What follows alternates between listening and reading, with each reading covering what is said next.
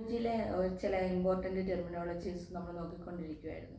അപ്പോൾ ഒബിജിയിൽ നമ്മൾ നോക്കുമ്പോൾ എങ്ങും പ്രഗ്നൻസി എന്നൊന്നും കാണാൻ സാധിക്കത്തില്ല. ചിലയിടത്ത് വല്ലപ്പോഴും മാത്രമേ പ്രഗ്നൻസി എന്നുള്ള ടേമൊക്കെ യൂസ് ചെയ്യത്തുള്ളൂ. നമ്മൾ കൂടുതലായിട്ട് യൂസ് ചെയ്യുന്നത് ജസ്റ്റേഷണൽ ഏജ്, ഗ്രാവിഡ അങ്ങനെയൊക്കെ ആയിരിക്കും.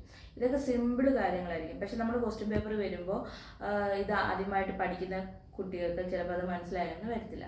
അപ്പോൾ അതിനു വേണ്ടി പറയുകയാണ്. അപ്പോൾ എവിടെയെങ്കിലും ജസ്റ്റേഷൻ എന്ന് കാണുവാണെങ്കിൽ അതിനെ പറയുന്നത് ജസ്റ്റേഷൻ എന്ന് പറയുന്നത് 2 മാർക്കിനായിരിക്കും ഇത് കൂടുതൽ വരാറ്. അപ്പോൾ ജസ്റ്റേഷൻ എന്ന് പറഞ്ഞാൽ എന്താണ്?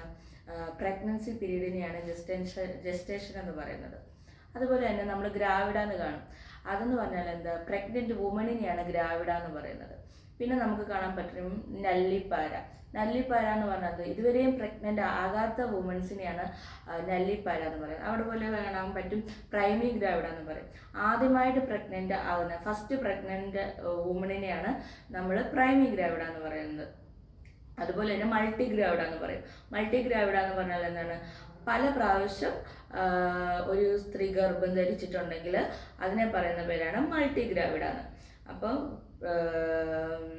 ഈ 3 ഇത് കോമൺ ആയിട്ട് നമുക്ക് എല്ലാ എക്സാംസിനും 2 മാർക്കിന് വേണ്ടി ചോദിക്കുന്നത്. നമുക്ക് ഈസി ആയിട്ട് 2 മാർക്ക് എടുക്കാം.